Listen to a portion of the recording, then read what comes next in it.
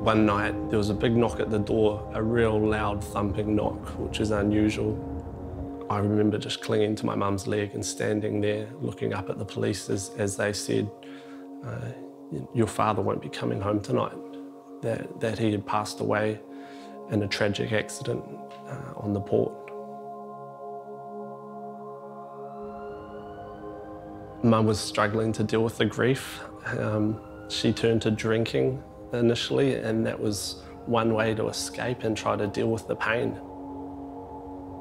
The family quickly fell apart. For me at that time in life, it was where I actually saw what pain and what tragedy can feel like. It was like him being introduced into our house and replacing my dad.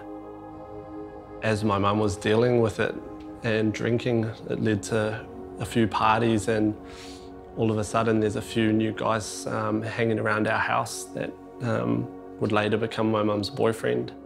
I would have been 13 years old when my mum's boyfriend overdosed on drugs, and the overdose led to his death, which was yet another tragedy and another loss in our family's life.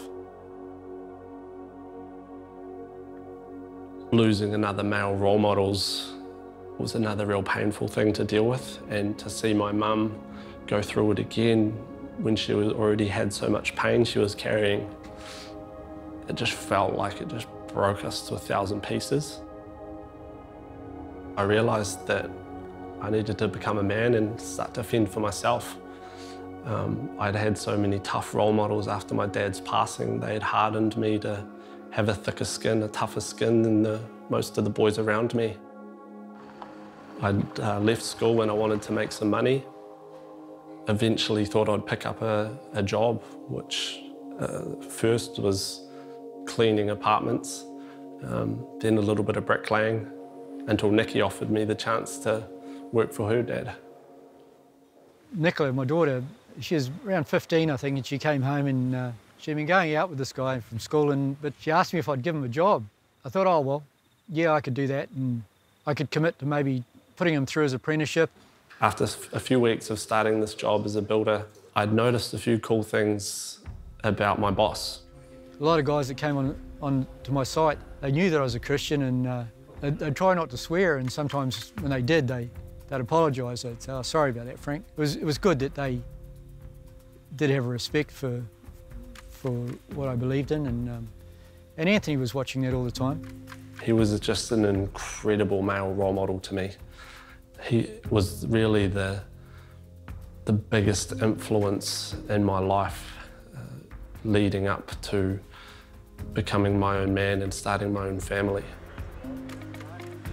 From being the time waster at school to the youngest project manager in the Bay of Plenty, also doing some of the most exclusive and amazing houses. From making a decision to get married at 19 to where I am now, where I have 3 kids.